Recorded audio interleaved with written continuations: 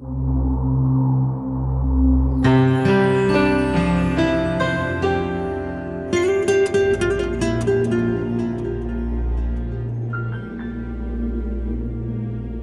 இயேசு கிறிஸ்துவின் நாமத்தினாலே சால்வேஷன் தொலைக்காட்சி நேயர்கள் அனைவரையும் ஏக்தா நெட்வொர்க் வழங்கும் திருச்சபை அன்றும் என்றும் இந்த நிகழ்ச்சிக்கு அன்போடு வரவேற்கிறோம். இந்த நிகழ்ச்சியில் நாம் கர்த்தருடைய மாபெரும் வரலாறு இந்த புவி உலகத்திலே நடந்ததை குறித்து வாசித்து கொண்டு வருகிறோம். அதன் மூலமாக கர்த்தர் தம்மை வெளிப்படுத்துகிறார். அவருடைய செயல்பாடுகள் அனைத்தும் வெளிப்பாடுகளாக இருக்கின்றன. அதை தொடர்ந்து அவர் என்ன செய்கிறார்? அதை குறித்து விளக்கம் அளிக்கிறார். எனவே அவர் சொல்வதெல்லாம் கர்த்தருடைய வெளிப்பாடு. இதை குறித்து தீர்க்கதரிசிகள் எழுதியிருப்பதும் சங்கீதக்காரர்கள் எழுதியிருப்பதும் இயேசுவானவரே முழுமையான வெளிப்பாடாகவும், இப்பொழுது பரிசுத்த ஆவியானவர் மூலமாக அப்போஸ்தலர் தீர்க்கதரிசிகள் என்பது மூலமாக போடப்பட்ட அஸ்திவாரம் நமக்கு வெளிப்பாடாக இருக்கிறதே. சபை அதை வெளிப்படுத்தி கொண்டே இருக்க வேண்டும்.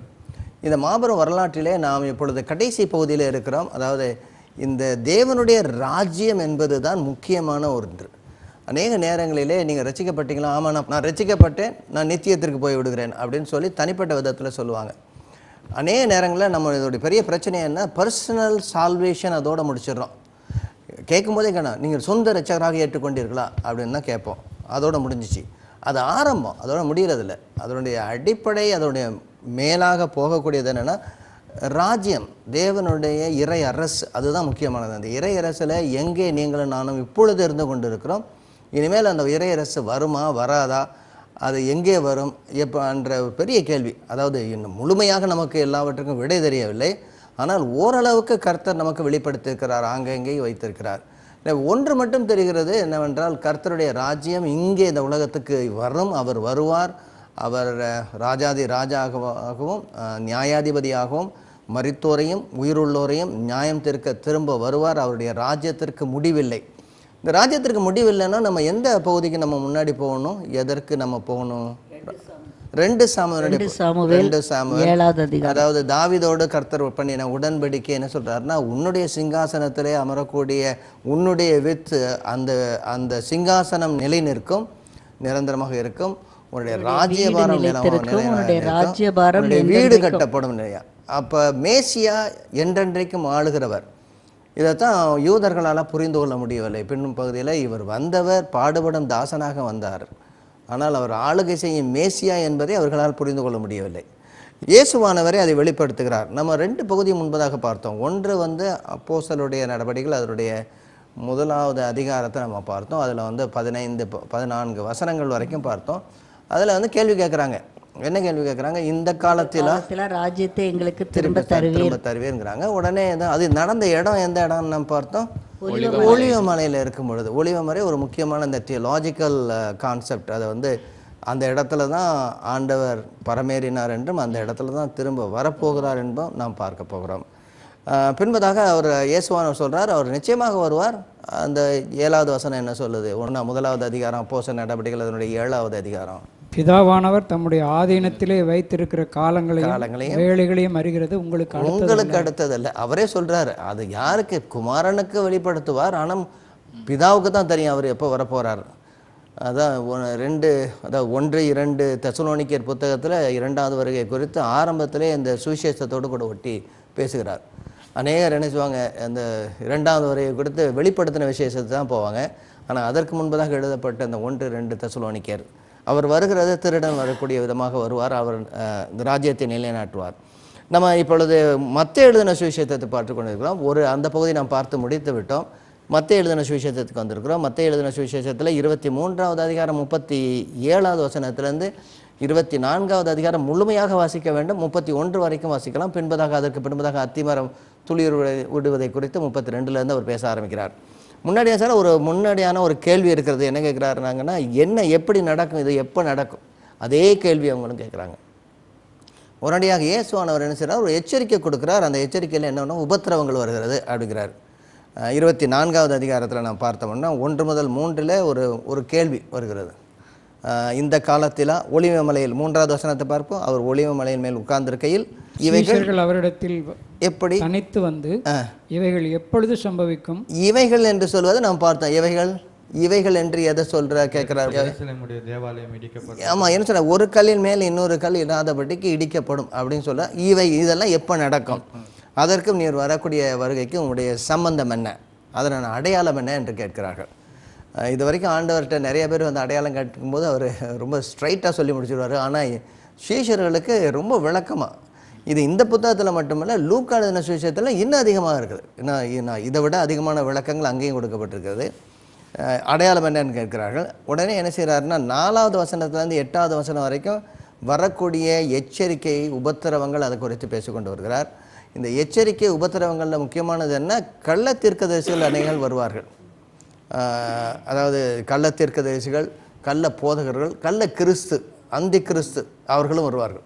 வித்தியாசமான விதயத்தில் அவர்களை மக்களை அவர்களே தெரிந்து கொள்ளப்பட்டவர்களிலும் அவர்கள் எல்லாரையும் சீரழிக்கும்படியாக வருகிறார்கள். அதாவது நல்ல சர்ச்சில் வந்து சபையில் இருக்கக்கூடிய நல்ல ஊழியக்காரன் பார்ப்பான், நல்ல ஊழியத்தை செய்யக்கூடிய ஒருவன் பார்ப்பான். அவர் பார்த்தாலும் யாரோ ஒருத்தரை பின்பற்றி சபையை விட்டே போயிடுவாங்க. நம்மளாம் என்னப்பா இவர் இப்படி போவானா அப்படின்னு நான் யோசிக்கவே இல்லை அப்படின்னு. அந்த நிலைமைக்கு இது அந்த நாட்களே நடந்தது, இந்த நாட்களே நடந்தது. அதனால் ஒரு கமாலியல்ங்கிற ஒருத்தர், என்ன கமாலியல், அதாவது அப்போஸ்தலர் நடவடிக்கைகள் அவருடைய 4வது அதிகாரமா 5வது அதிகாரத்தில் வரும். 4வது அதிகாரத்தில் இவங்களை விட்டு இவங்க பிடிச்சி விசாரிப்பாங்க. அப்போ வந்து சொல்லுவாங்க, இது தேவனால் உண்டானதா இல்லது மனுஷனால் உண்டானதான்னு சொல்லிட்டு தெய்வதாசன் என்று சொல்ல விடு, தேவதாசன் அர்த்தம், தெய்வதாஸ் என்று சொல்லக்கூடிய இப்படி தான் கொஞ்சம் பேர் இழுத்துக்கிட்டு போனால் அவன் போயிட்டான், அதோட முடிஞ்சு போச்சு. அப்போ நிறைய பேர் இந்த மாதிரி வந்திருக்கிறாங்க.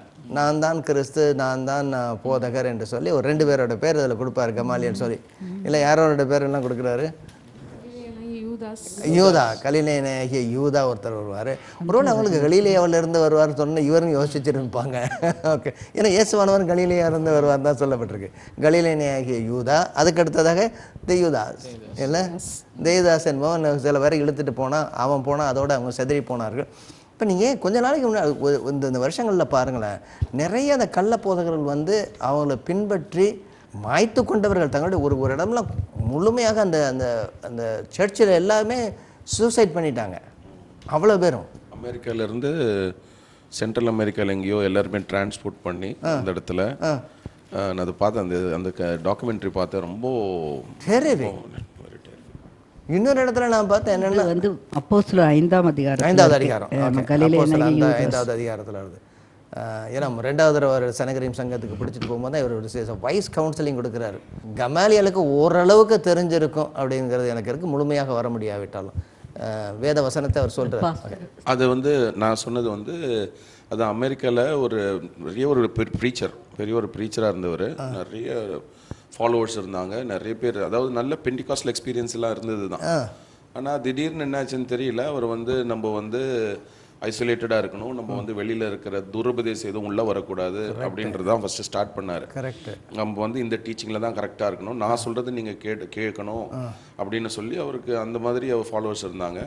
அதுக்கப்புறம் இந்த வெளியிலேருந்து உள்ளே வர இந்த பிரச்சனை இல்லைனால நம்ம வந்து செக்லூடடாக ஒரு இடத்துல இருக்கணும், ஐசோலேட்டட் பிளேஸாக இருக்கணும்னு சொல்லிட்டு அந்த இந்த சவுத் அமெரிக்கன் சைடில் எங்கேயோ ஒரு லேண்டு பெருசாக வாங்கி, ஐலண்ட் அது லேண்டை வாங்கி அந்த இடத்துல ஷெட்ஸ் எல்லாம் போட்டு அந்த இடத்துல டார்மெட்ரிஸ் மாதிரி வச்சு அந்த இடத்துல சாப்பல் மாதிரி ஒன்று கட்டி அங்கே ஜனங்களை டிரான்ஸ்போர்ட் பண்ணி அங்கே இருந்து இது பண்ணாங்க. கடைசியில் என்ன பண்ணாங்கன்னா, நம்ம எல்லாரும் சேர்ந்து we are going to heaven அப்படின்னு ஒரே நாளில் போகிறோம் அப்படின்னு சொல்லி அவங்க தீர்மானம் பண்ணி அன்றைக்கி எல்லாருமே இது கமிட்டட் சைனட் சாப்பிட்ருக்காங்க. அது ஒரு ஃபுல்லாக எல்லாருமே அவ்வளோ பெரிய இது பண்ணியிருக்கிறாங்க. தப்பிச்சவங்க பின்னால் வந்து சொல்லும்போது ரொம்ப பயங்கரமாக இருக்குது, கேட்கும்போது டெரிஃபிக் ஸ்டோரி. இதே மாதிரி இன்னொரு சபையில் என்ன பண்ணுறாங்கன்னா, வெளியில் எல்லாரும் போய் நாம் எல்லாரும் நம்மை தாழ்த்த வேண்டும்னு சொல்லி புல்ல திங்கிறாங்க. அவர் பாஸ்டர் ஆரம்பிக்கிறார், பெரிய பாஸ்டர், கோட்டு குடிசோட்டு விட்டு படுத்துட்டு புல்ல திங்கிறாங்க, எல்லாரும் படுத்துட்டு புல்ல திங்கிறாங்க, சர்ப்பங்கள் எடுக்கிறாங்க, அப்படி எடுத்து கொத்த வைக்கிறது. ஒருத்தர் இறந்துட்டார், ஒரு பாஸ்டர் அப்படி கட்டிக்க வச்சு இறந்துட்டார். தன்னுடைய வல்லமையை காட்ட வேண்டும் என்று சொல்லி அநேக கள்ள தீர்க்கதரிசி தமிழ்நாட்டிலே வந்திருக்கிறாங்க. நான் தான் கிறிஸ்து என்று சொல்லி, நான் தான் கிறிஸ்துனா என்று சொல்லி வந்தவங்க நிறைய பேர் இருக்கிறாங்க, நிறைய கள்ள தீர்க்கதரிசிகள். அந்த நாள்லேயே அந்த 1வது நூற்றாண்டிலே ஏகப்பட்ட பேர் இருந்திருக்காங்க. எனவே தான் யோவான் எழுதினாரு பின்னாடி நாங்கள் சின்ன பிள்ளையா இருக்கும்போது அவர் வல்லமையான பிரசங்கியார், நிறைய பேர் போவாங்க, அற்புதங்கள் அடையாளங்கள் நடக்கும். நான் தான் கிறிஸ்துன்ட்டு கடைசியில் சொல்லி இப்போ ஆளே அடையாளமே இல்லாமல் அப்படியே போயிட்டார். ஆமாம், நிறைய இப்பொழுது அதாவது எங்கேயுமே சேர்ந்து படிக்காவிட்டால் கள்ள போதகத்துக்கு நேரம் தான் போவாங்க. ஒருத்தங்களை அதாவது கேள்வி கேட்கக்கூடிய நிலைமையில் இருக்கணும். நீங்கள் சொல்கிறது சரியா, அதாவது ஒருவர் பேசுவதை நிதானிக்க வேண்டும். இது எதற்கு உண்டுன்னா, பரிசுத்த ஆவியானவர் மூலமாக நீங்கள் வெளிப்படுத்தி பேசக்கூடிய தீர்க்க தரிசனமாக இருந்தாலும் சரி, ஒருவர் பேசட்டும், மற்றவர்கள் நிதானிக்கட்டும், அப்படி தான் சொல்லப்பட்டிருக்குது. எதை வேணாலும் நான் பேசுவேன், என்ன வேணாலும் இருக்கேன், எல்லாம் நான் சொல்கிறதெல்லாம் கேட்கணும்னு கிடையாதுங்களும், அப்படி சொல்லலை. அதுலேயும் அவங்க கலந்துரையாடி அதனுடைய முறைமையின்படி தான் பேசியிருக்கிறாங்க. எல்லா இடங்களையும் தான் வரும். இந்த கள்ள தீர்க்கதரிசிகள் வர்றதுடைய அடிப்படை என்ன, நான் சொல்கிறது தான் சரி அப்படின்னு சொல்லிட்டு இருக்காங்களே, அன்அப்ரோச்சபிள். நிறைய பேர் தான் படிச்சுட்டு எனக்கு இது வெளிப்படுத்தப்படுது, அல்லது ஏதாவது ஒரு புத்தகம், பழைய புத்தகத்தை எடுத்து இது தான் வெளிப்படுத்தப்படுகிறது. If there is no correction, that definitely will leading to distraction. நல்லா இருக்கு, கரெக்ஷன் இல்லைன்னா டிஸ்ட்ராக்ஷன். நிறைய பேர் வருவாங்க. அதுக்கடுத்ததாக உடனடியாக சில நியாய தீர்ப்புகள் வரும். மனுஷகுமாரனுடைய வருகை இருக்கும், இதோடு இணைந்து நியாய தீர்ப்பும் இருக்கும். பின்பு அதிகமான எச்சரிக்கைகள் கொடுக்கப்பட்டிருக்கின்றதை நாம் பார்க்கிறோம். 1 முதல் 3 நம்ம பார்த்துட்டோம். அதற்கு அடுத்தாக 4 முதல் 8 வசனங்களில் உபத்திரவங்கள் வரும், அநேகர் வருவார்கள், வஞ்சிப்பார்கள், பயங்கரமான நிகழ்வுகள் நடக்கும், பஞ்சங்கள் வரும், கொள்ளை நோய்கள் வரும். இது கொஞ்சம் ஞாபகம் வச்சுங்க. ஜனத்துக்கு விரோதமாக ஜனம், ராஜ்யத்திற்கு விரோதமாக ராஜ்யம், அநேகர் வஞ்சிப்பார்கள், காட்டி கொடுப்பார்கள். இதெல்லாம் நம்ம இடத்துல பார்க்குறோம். இது வேதனையினுடைய ஆரம்பம். கள்ளத்தெரிசிகள் சொல்லுவாங்க, என்னுடைய நாமத்தினாலே சகலவராலும் பகைக்கப்படுவீர்கள், கள்ளத்தெரிசிகள் எழும்புவார்கள், அக்கிரமம் மிகுதியானதினாலே அன்பு தணிந்து போகும். ஏன்னா இது ஸ்பிரிச்சுவல் டிசாஸ்டர். நம்ம 2 தீமோத்தேயுடைய 3வது அதிகாரத்தில் இதை தான் பார்க்குறோம். எப்போ இந்த நாட்கள், கொடிய நாட்கள் வரும் பொழுது எல்லாருமே காட்டி கொடுக்கப்படுவார்கள். ஒரு நாள் முன்னாடி போனதில் நம்ம பேசும்போது பேசினோம். அதாவது சில இந்த கம்யூனிஸ்ட் நாடுகளில் கிறிஸ்தவர் என்று சொல்ல முடியாது. இன்னும் மற்ற சீனா போன்ற நாட்கள்லாம் வெளிப்படையாக, அடுத்ததாக நம்ம இஸ்லாமியர்கள் ஒரு நாட்களில் நான் கிறிஸ்தவனானேன்னு வெளிப்படையாக சொல்ல முடியாது, யாரையுமே நம்ப முடியாது. அந்த நிலைமை இருக்கும் தேவனுடைய. ஆனால் ஆண்டவர் சொல்லக்கூடிய ஒரே ஒரு உலகத்தினுடைய அடையாளம் என்றால் 14வது வசனம் மட்டும் வாசிங்களேன். ராஜ்யத்தினுடைய இந்த சுவிசேஷம், ராஜ்யத்தினுடைய இந்த சுவிசேஷம் பூலோகம் எங்கும் உள்ள ஜாதிகளுக்கும் சாட்சியாக பிரசங்கிக்கப்படும், அப்பொழுது முடிவு வரும். அப்போ உலகளாவிய சுவிசேஷம் என்பது எல்லா சபைகளிலும் அடித்தளமாக, ஆணித்தரமாக எழுதப்பட வேண்டும். பூலோகமெங்கும் உள்ள ஜனங்கள் எல்லாரும் அறிஞ்ச பிறகுதான் ஆண்டவருடைய அறிவிக்கப்படும். ஏன்னா யாருக்குமே அவர் இதே சொல்கிறேன், அவர் வைக்காத இடத்துல எடுக்கிறவர் கிடையாது, நாட்டாத இடத்துல பிடுங்கிறவர் கிடையாது. அவர் எல்லாருக்கும் ஒரு சான்ஸ் கொடுக்குறாரு. He has given the chance. 14வது வசனத்தில் 15வது வசனத்துலேருந்து நம்ம ஆரம்பித்து இப்போ பேசுவோம். அதுலேயும் கொஞ்சம் பேசியிருக்கோம், ஆனால் ஒன்று மட்டும் நான் பார்க்க வேண்டும். 15வது வசனத்தை மட்டும் வாசிங்க. 24வது அதிகாரம் 15வது வசனம். மேலும் பாழாக்குகிற அருவருப்பை குறித்து தானியேல் தீர்க்கதரிசி சொல்லி இருக்கிறானே, வாசிக்கிறவன் சிந்திக்க கடவன். நீங்கள் அதை பரிசுத்த ஸ்தலத்தில் நிற்க காணும்போது யூதேயாவில் இருக்கிறவர்கள் மலைகளுக்கு ஓடி போக கடவர்கள். வீட்டின் மேல் இருக்கிறவன் தன் வீட்டிலே எதையாகலும் எடுப்பதற்கு இறங்காதிருக்க கடவன். பாஸ்போர்ட் எடுக்கணும்னு ஓடாதீங்க, இல்லை லேப்டாப் எடுக்கணும்னு ஓடாதீங்க, இல்லை யூ கேனாட் கம் பேக் எடுங்கிறாரு. எல்லாம் முடிச்சு அதுக்கு வயலில் இருக்கிறவன் வஸ்திரங்களை எடுப்பதற்கு திரும்பாதிருக்க கடவன். போட்டிருக்கிறதோடு ஓடிடு அப்படின்றாரு. அப்புறம் அந்நாட்களிலே கற்பவதிகளுக்கும் பால் கொடுக்கிறவர்களுக்கும் ஐயோ, நீங்கள் ஓடிப்போவது மாறி காலத்திலாவது ஓய்வு நாளிலாவது சம்பவியாதபடிக்கு வேண்டிக் கொள்ளுங்கள். ஆமாம், ஏன்னா ஓய்வு நாளில் முதல்ல ஓட முடியாது. இந்த பக்கம் எதிரிகள் விரட்டுறாங்க, இந்த பக்கம் என்ன செய்வாங்க, பாரிசி போகிறவங்கெல்லாம் என்ன செய்வாங்க, நீ எப்படி இந்த நாளில் ஓடுற, அவன் இதுக்கு பொழைச்சி ஓடும்போது நீ ஓடக்கூடாது இந்த நாளில், இது ஓய்வு நாள். லாஸ் ஏஞ்சல்ஸில் அந்த மாதிரி தான் ஓடினாங்க, எல்லாத்தையும் விட்டுட்டு தான் ஓடினாங்க. போட்ட துணியுமா அவங்களுடைய ஒன்றும் இல்லை ஆட்களுமா ஓடினாங்க. அதுதான் பயங்கரமாக இருந்தது. மழையில் ஓடுனா வெள்ளத்தில் மாட்டுவீங்க, ஓய்வு நாளில் ஓடுனா அந்த ஆட்களுடைய உள்ளத்தில் மாட்டுவீங்க, எங்கேயாவது ஒரு இடத்துல மாட்டுவீங்க அப்படிங்கிறாரு. அதாவது இது அடிப்படை என்னென்னா, வரக்கூடியதே சடுதியாகி வரும், எந்த விதமான முன்னறிவிப்பு இல்லாமல் வரும், இது உடனடியாக வரும், இது அவசியம் வரும். இதுலேருந்து நீங்கள் தப்பித்துக்கொள்ள வேண்டும் என்றால் என்ன சொல்கிறது, அந்த மினிமம் ரெக்குவயர்மெண்ட், அவ்வளோதான். இந்த மினிமம் ரெக்குவயர்மெண்ட் உங்களுக்கு வேணும், அவ்வளோதான். நிறைய அது தூக்கிட்டு போக முடியாது. ஒரு மனுஷன் உயிர் வாழ்கிறதுக்கு அது மினிமம் என்ன தேவையோ அவ்வளோதான். இது துண்டை காணும் துணியை காணும்னு ஓட வேண்டிய நிலைமை. அதுக்கடுத்து வாசிங்க தொடர்ந்து. ஏனெனில் உலகம் உண்டானது முதல் இதுவரைக்கும் சம்பவித்திராததும் இனிமேலும் சம்பவியாததுமான மிகுந்த உபத்திரவம் அப்பொழுது உண்டாயிருக்கும். அந்நாட்கள் குறைக்கப்படாதிருந்தால் ஒருவனாகிலும் தப்பி போவதில்லை. தெரிந்து கொள்ளப்பட்டவர்கள் நிமித்தமோ அந்த நாட்கள் குறைக்கப்படும். என்ன சொல்லிட்டு வர்றாரு? நான் அந்த பாழாக்கம் அருவருப்பு அதை மட்டும் வச்சுருங்க. ஏதோ ஒன்று வரப்போகுது, பரிசுத்த தலத்துக்குள்ளே வரப்போகுது. அதுக்கு அடுத்ததாக என்ன ஒரு ஒட்டுமொத்தமாக என்ன நடந்து கொண்டு இருக்கிறதுல? ஆண்டவருடைய வருகை இருக்கும். ஆண்டவருடைய வருகையை அப்பொழுது எல்லாருமே என்னென்ன நடக்கும்னு சொல்றாரு. ஆமாம், என்ன நடக்கும்? அதாவது வயலில் இருக்கிறவங்கள ஒருத்தன் ஓடி போவான். அதாவது வஸ்திரங்களை எடுப்பதற்கு யாரும் போகக்கூடாது. ஆமாம், அதாவது இது ஒன்றும் பெரிய அர்ஜென்ட்டு, இதுக்கு மேலே நீங்கள் இப்போ தப்பிக்கணும்னா ஒன்றுமே வேண்டாம் அப்படிங்கிறாரு. வேற என்னெல்லாம் சொல்லப்பட்டிருக்குது? இது மிக பயங்கரமான ஒன்று. அங்கே இருக்காருன்னு சொல்லுவாங்க. ஆமாம், எவனாகிலும் சொன்னால் நம்பாதீங்கன்னு சொல்லுவாங்க. 15லேருந்து 22 வரைக்கும் உள்ள வசனங்கள் மட்டும் பார்க்கலாம். வேற என்னெல்லாம் சொல்லப்பட்டிருக்கு? அது ரொம்ப கொடுமையான நாட்களாக இருக்கும். அது இது வரைக்கும் நடக்காதது, நடக்க முடியாதது ஒன்றுங்கிறாரு. கடைசியாக 22 நடக்க போகிற சம்பவங்கள் தான் இது அப்படின்னு கடைசி நாட்கள்ல, அதாவது இதோட உலகத்தினுடைய முடிவு இது. இதுக்கு மேல ஒன்றும் கிடையாது அப்படிங்கிறாரு. இதுவரை நடந்திருக்காது, எதிர்பார்க்காத ஒரு காரியம் நடக்க போகுது. நீங்க இதெல்லாம் இது மட்டும் கண்டினியூ ஆச்சுன்னா எல்லாருமே இருக்க மாட்டோம், யாருமே இருக்க மாட்டோம். அதாவது இயேசு கிறிஸ்துவானவர் வரலைன்னா, அந்த நாட்கள் குறைக்கப்படலைன்னா ஒருத்தரும் வெஞ்சிருக்க மாட்டாங்க இல்லை. அப்படியே என்ன அர்த்தம்? அப்போ ஒருத்தர் எடுத்துக்கொள்ளப்படுவார், ஒருத்தர் கைவிடப்படுவார்லாம் வசனம் இருக்குல்ல. அப்போ இருப்பாங்கல்ல கொஞ்சம் பேர். இருக்கிறவங்க பற்றி நம்ம ஏன் பேசுவாங்க? இல்லை, ஒருத்தரவே இருக்க மாட்டாங்க. ஒருத்தர் சொன்னார் பிரசங்கத்தை ஆரம்பிக்கும் போது, இன்று நிறைய பேரை காணவில்லை, ஒருவேளை ஆண்டவருடைய வருகை வந்து விட்டதோ என்னவோ தெரியவில்லை, அவர் கடைசியமாக எடுத்துக்கொள்ளப்பட்டார்களோ. பாஸ்டர், அப்போ நீங்கள் பாஸ்டர் அப்படின்னா எடுத்துக்கொள்ளப்படுவார்கள் இருக்கு. லெஃப்ட் பிஹைண்ட்ன்ற படத்துல ஆமா, அந்த பாஸ்டர் கைவிடப்பட்டு போயிடுவாரு. அந்த சர்ச்சில் வந்துட்டு இருந்த ஒரு அம்மா ஃபேமிலி, அந்த அம்மா எடுத்துக்கொள்ளப்படுவாங்க. அப்போ ஹஸ்பண்டும் பொண்ணும் கைவிடப்பட்டு போயிடுவாங்க. அந்த பொண்ணு நிறைய கேள்விகள் கேட்கும், பாஸ்டர் நீயே இப்படி போயிட்டு நீயே கைவிடப்பட்டியே அப்படின்னா அப்படின்னு சொல்லி பாஸ்டர் ரொம்ப அழுவார் அந்த நேரத்தில். அதாவது நியாயத்தீர்ப்பு தேவனுடைய வீட்டிலிருந்து ஆரம்பிக்கிறது. அதுதான் நம்ம பார்க்குறோம். யாருமே தப்பிக்க முடியாது. ஏன்னா பிரசங்கம் செய்கிற நானே ஆகாதவனாய் போகாதபடிக்கு, அதில் 2 நெகட்டிவ் வருது, மாற்றி பேசிடக்கூடாது. ஆகாதவனாய் போகும்படிக்குன்னு சொல்லக்கூடாது, ஆகாதவனாய் போகாதபடிக்கு நம்முடைய சரீரத்தை ஒடுக்க வேண்டும்ங்கிற நாட்கள் குறைக்கப்படாதிருந்தால் ஒருவனாகிலும் தப்பி போவதில்லை. தெரிந்து கொண்டவர்களின் நிமித்தமோ அந்த நாட்கள் குறைக்கப்படும். என்ன சொல்ல வர்றாரு இயேசுவானவர்? என்ன ஒரு சமிக்கையாக என்னத்தை காட்டுறாரு? இவ்வளவு, அதாவது பிரச்சனைகள் இவ்வளவு இருந்தாலும்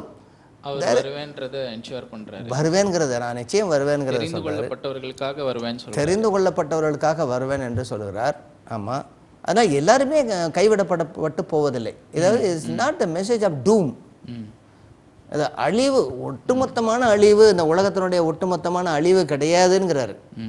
அதாவது ஒரு கூட்டத்தை ஆண்டவர் வைத்திருக்கிறார், அவருடைய பிள்ளைகள், அவரால் தெரிந்து கொள்ளப்பட்டவர்கள், அவரை தெரிந்து கொண்டவர்கள். ஏன்னா இந்த ரோமர்கள் நிறுவனத்தில் அப்படி தான் இருக்கும். என்னது? அவர் தெரிந்து கொண்டவர், அவர் மேல் அன்பு செலுத்துகிறவர்கள், சகலமும் நன்மைக்கு எதுவாக நடக்கிறது. அப்போ தெரிந்து கொள்ளப்பட்டவர்கள் நிமித்தம் இது ரொம்ப நாள் நீடிக்காது. There is a end for everything. இந்த வெளிப்படுத்தின விசேஷத்தில் நீங்கள் வாசிக்கும் பொழுது எல்லாத்துக்கும் ஒரு டைம் கொடுத்துருக்கோம். ஒரு 3.5 வருடம் இல்லை, இத்தனை நாட்கள், அவ்வளோதான் அப்படின்னா ஒரு ஷார்ட் டேர்ம், அவ்வளோதான், இதுக்கு மேலே கிடையாதுங்கிறாரு. அதை வச்சு ஒரு சிலர் சொல்லுவாங்க 7 வருஷம் அந்தி கிறிஸ்துவனுடைய ஆட்சி அப்படின்னு சொல்லுங்க. சரி, எப்படியோ போயிட்டோம், நல்லா இருக்கட்டும். ஆமாம், அதாவது அந்த 3.5 வருடம், அடுத்தது 10 நாட்கள், 7 நாட்கள் அப்படின்னு சொல்லி எல்லாம் வரும். இதெல்லாம் நம்ம அடிப்படையாக அத்தனை நாட்கள்னு சொல்ல முடியாது. இதனுடைய அடிப்படை என்ன? அவர் பேசக்கூடியது இது சடிதியாக நடக்கும், இது கொஞ்சம் தாமதமாகும், இது அதிக நாட்களாகும், அப்படி தான் நம்ம எடுக்க வேண்டும். சரி, இப்போ உடனடியாக நடக்கிறது. இந்த 17 20 வசனத்து வரைக்கும் இதுக்கு ரொம்ப அவசரப்படணுங்கிறாரு. சாவதானமாய் நம்ம இருந்து விட முடியாதுங்கிறாரு. இப்போ நம்ம சபைகளில் நிர்விசாரத்துக்கு இடமே இல்லைங்கிறார். எங்கேயுமே நிர்விசாரமாக இருக்க முடியாது. எதுக்குல?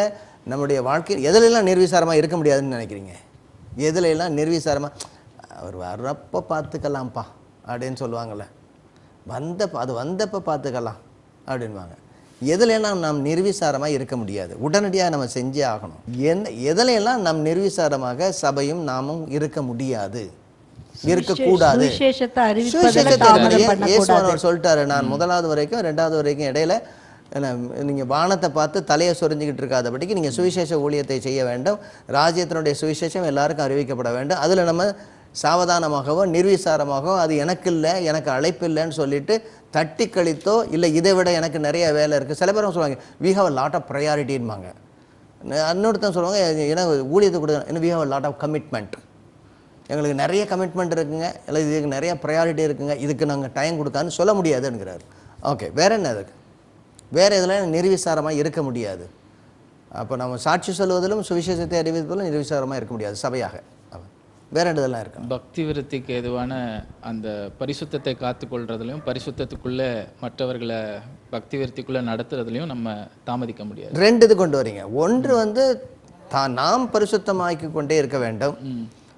அடுத்ததாக மற்றவர்களுக்கு பக்தி விருத்திக்கு ஏதுவானவைகளை நாம் செய்து கொண்டே இருக்க வேண்டும்.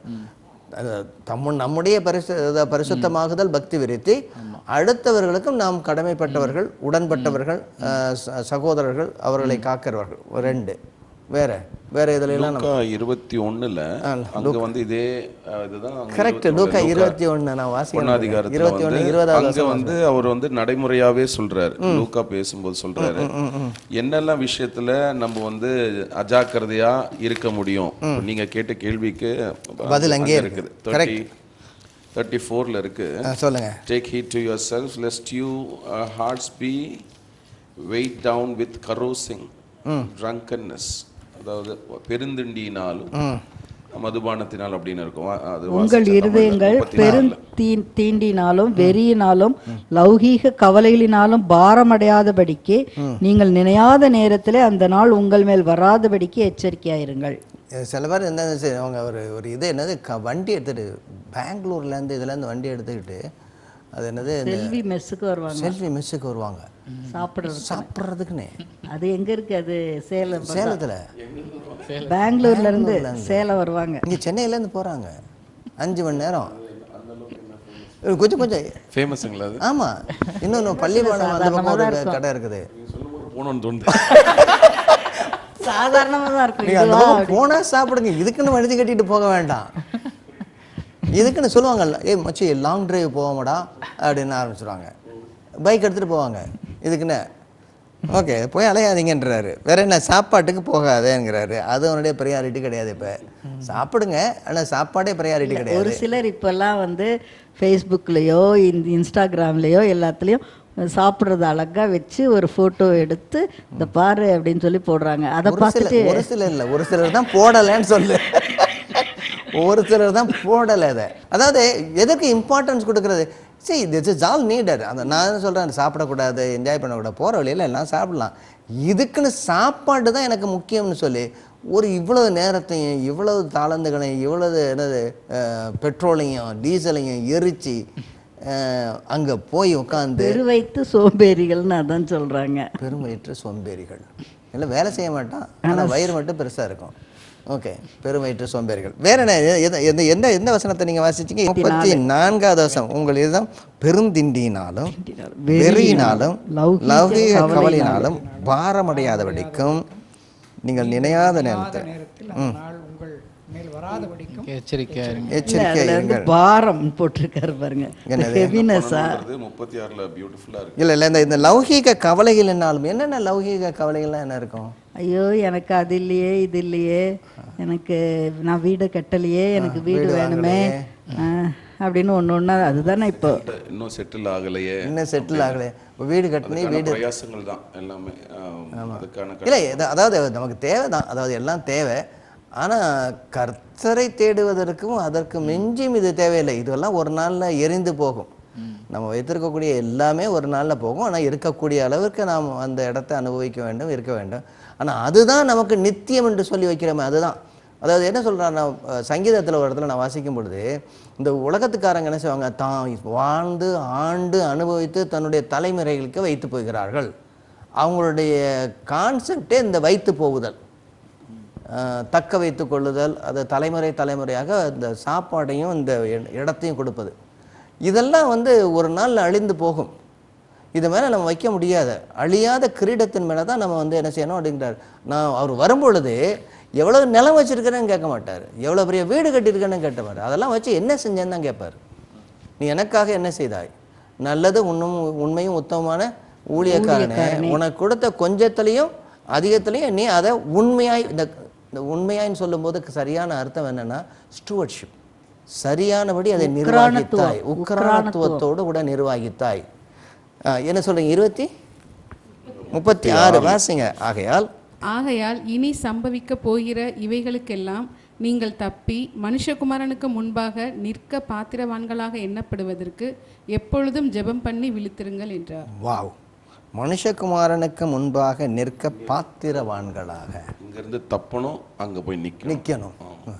தப்பி நில்லு. நல்ல டைட்டில் இருக்கு. அடுத்த வரைக்கும் தப்பித்துக்கொள், நின்று விடு. இது மனுஷகுமாரன் போட்டுறாருல்ல, வரக்கூடிய அவரே மனுஷகுமாரனாக அவர் நிற்பார், அவர் ஆளுகை செய்கிறவர். எப்பொழுதும் ஜெபம் பண்ணி விழித்திருங்கள். அதனால ஜெபம் பண்ணுவதற்கு நிர்விசாரமாக இருக்காத. ஆமாம். அதுக்கு அடுத்த வசனம் பாருங்க, ஒளிம மலை என்ற மலையில போய் தங்கி வந்தார். நேரம் அங்கே போயிடுறாரு திரும்ப. இல்லை, இது இங்கே ஜெபாலயத்தில் ஆலயத்தில் பிரசங்கம் பண்ணிட்டு அவர் வாசிங்க 37. பகற்காலங்களில் தேவாலயத்திலே உபதேசம் பண்ணி கொண்டிருந்து ராக்காலங்களில் வெளியே போய் ஒளிவமலை எனப்பட்ட மலையிலே தங்கி வந்தார். அப்போ அந்த ஒளிவமலை நிறைய இடங்கள்ல வந்து கொண்டே இருக்குது. இது அவருடைய ஆளுகைக்கும் அவருடைய 2வது வருகைக்கும் அவருடைய உயிர்த்தெழுதலுக்கும் அவர் பரமேறுவதற்கும் அவருடைய 2வது வரைக்கும் ஆளுகைக்கும் முக்கியமான ஒரு இடமாக இருக்கிறது. சரி, இதோட கூட நம்ம என்ன பார்க்கணும்னா, இயேசுவானவர் சொல்றாரு, என்ன சொல்றாருன்னா, இதெல்லாம் எப்போ நடக்கும்? ஒரு கல்லின் மேல் இன்னொரு கல் இராதபடிக்கு. இந்த லூக்கா எழுதின சுவிசேஷத்திலே நீங்கள் பார்த்தீங்கன்னா, லூக்கா எழுதின சுவிசேஷம் அதனுடைய 21வது அதிகாரம் 20வது வசனத்தை வாசிப்போம். எருசலேம் சேனைகளால் சூழப்பட்டிருப்பதை நீங்கள் காணும்போது அதன் அழிவு சமீபமாயிற்று என்று அறியுங்கள். அப்போ சேனைகள் இந்த எருசலேமை சுற்றி வளைக்கும். இது நீங்கள் மறுபடியும் திரும்ப ஒரு தடவை சொல்லுவோம், அந்த சுவிசேஷ புத்தகங்கள்லாம் 70வது வருஷத்துக்கு பின்பு அதான் எழுதப்பட்டது. ஒருவேளை இந்த 65க்கு பின்பதாக ஒருவேளை மார்க் எழுதின சுவிசேஷம் இருக்கலாம். ஆனால் மற்ற சுவிசேஷ புத்தகங்கள்லாம் கிட்டத்தட்ட அந்த 70 முடிஞ்சு 75க்குள்ளாக எழுதப்பட்டிருக்க வேண்டும். எனவே லூக்கா எழுதினதும் சரி, அதுக்கு அடுத்ததாக நம்ம மத்தேயு எழுதினதும் சரி, 95 தான் யோவான் எழுதி முடிக்கிறாரு. அப்போ இதெல்லாம் நடந்து முடிந்த பிறகு எல்லாத்தையும் பார்க்குறாங்க, சரி ரிவைண்ட் பண்ணி பார்க்குறாங்க. ஒரு என்ன சொல்கிறோம், ஃப்ளாஷ்பேக். இல்லை, இயேசு கிறிஸ்து சொன்னதை அவங்க எழுதுறாங்க. ஆனால் எழுதுகிற நாட்களில் அது ஆல்ரெடி நடந்து முடிஞ்சிருச்சு, இடிக்கப்பட்டு விட்டது. ஆமாம், அதுதான் கேள்வி உங்களுக்கு. இயேசுவானவர் என்ன இதெல்லாம் சொன்னாரா, இதெல்லாம் நடக்குன்னு சொன்னாரா அப்படின்னும் போது அவங்க எழுதுகிறாங்க, அந்த பயோகிராஃபிக்கு எழுதுகிறாங்க. இந்த ஹிஸ்டோரியோகிராஃபி எழுத மாதிரி இந்த பயோகிராஃபிக்கல் புக் எழுதுகிறாங்க. இந்த பகுதியில் நம்ம பார்க்க வேண்டியது, அவசியமாக பார்க்க வேண்டியது என்னென்னா, அந்த பட்டணங்கள் சூழக்கூடிய ஒரு நிலைமை வரும். அநேக போராளிகள் அதை சூழ்ந்து கொள்வார்கள். முக்கியமாக ஒன்று சொல்கிறார், பாழாக்குகிற அருவருப்பு என்று சொல்கிறார். அது வரும். அப்பொழுது உங்களுக்கு நல்லா தெரியும், இது உலகத்தினுடைய முடிவு, அதாவது அந்த நாளினுடைய முடிவு என்று சொல்கிறார். அருமையானவர்களே, கர்த்தராக இயேசு கிறிஸ்து திரும்ப வரப்போகிறார். அவர் உயிருள்ளோரையும் மரித்தோரையும் நியாயம் தீர்ப்பார். கர்த்தராக இயேசு கிறிஸ்துவை ஏற்றுக்கொண்டவர்களுக்கு ஆக்கினை தீர்ப்பு அல்ல, நியாய தீர்ப்பு உண்டு. ஆனால் ஏற்றுக்கொள்ளாதவர்களுக்கு ஆக்கினை தீர்ப்பு உண்டு. இந்த சுவிசேஷம் கர்த்தராக இயேசு கிறிஸ்துவினுடைய நாமத்தினாலே நமக்கு பாவ மன்னிப்பு, விடுதலை உண்டு என்பதே. இதை குறித்து நாம் அடுத்த நிகழ்ச்சியிலே பார்ப்போம். இந்நிகழ்ச்சி குறித்த உங்கள் கருத்துக்களை எங்களுக்கு தெரியப்படுத்துங்கள். அலைபேசி எண் 9789987664. மின்னஞ்சல் முகவரி tv@ektanetwork.org.